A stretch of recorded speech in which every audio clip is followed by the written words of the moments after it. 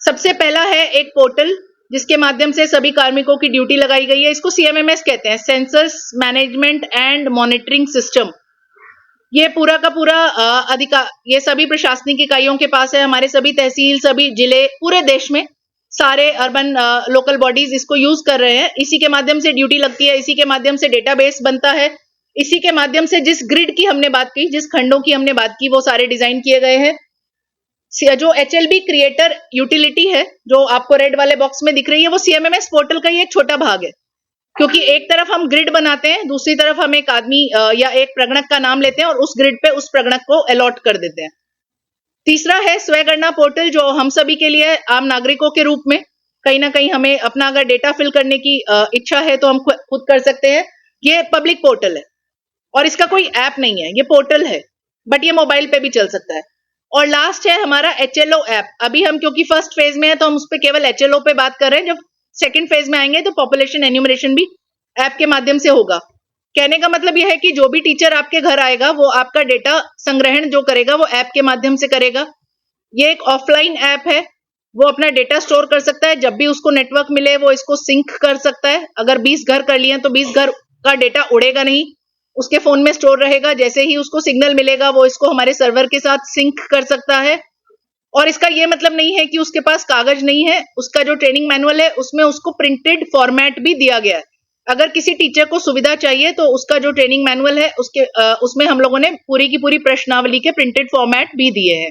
आगे बढ़िए। ये कौन कौन से ऐप को कैसे यूज करता है, ये एक छोटा सा परिचय है। हम उसको पढ़ नहीं रहे हैं, बट ये सिर्फ आप लोगों को यदि यूज करना हो। Next slide. स्वयगणना कैसे करें, इस पे हम लोगों ने आपको थोड़ा सा एक वीडियो दिखा दिया है। नेक्स्ट स्लाइड, आगे बढ़ो। स्वयगणना हम लोगों ने इस बार, क्योंकि बहुत बड़ा प्रदेश है और बहुत सारी इकाइयां हैं और हमें कहीं ना कहीं हर किसी को टारगेट करना है, क्योंकि बाद में शिकायत ये आती है उसने ठीक से रिकॉर्ड नहीं किया। तो हम ये चाहते हैं कि प्रत्येक व्यक्ति स्वयं अपनी गणना करे।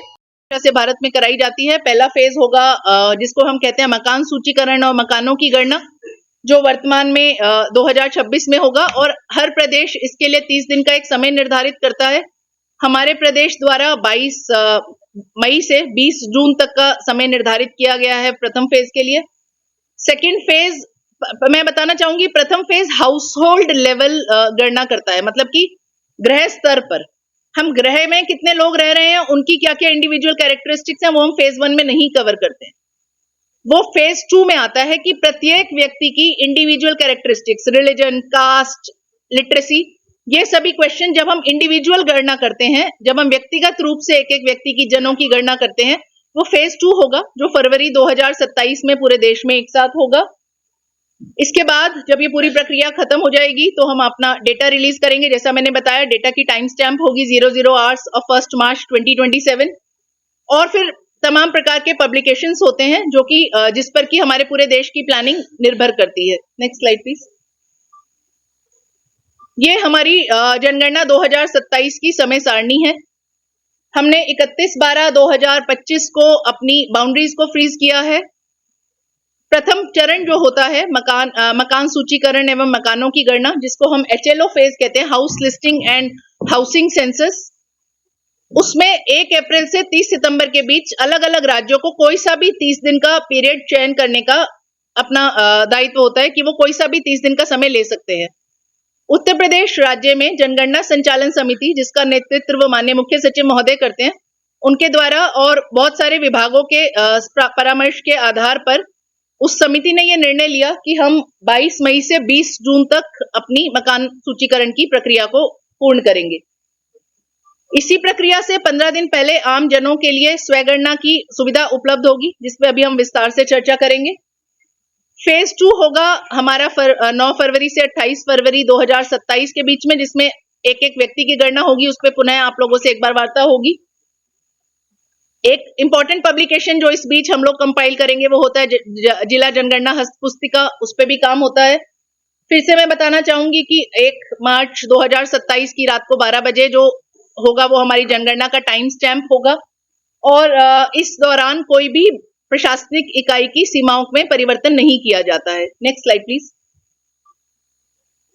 ये हमारी उत्तर प्रदेश की जनगणना की संरचना है।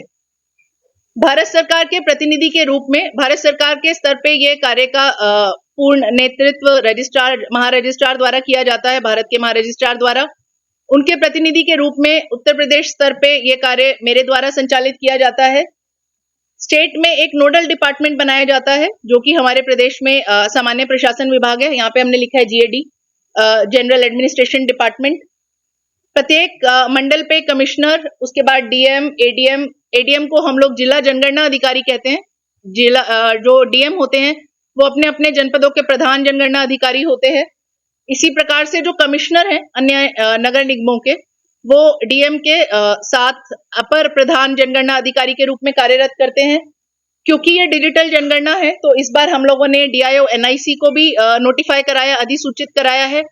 जिला पंचायती राज अधिकारी को कि हमारी प्रत्येक पंचायत तक जनगणना की प्रक्रिया को सफल रूप से संचालित किया जा सके, उनको भी अधिसूचित किया गया।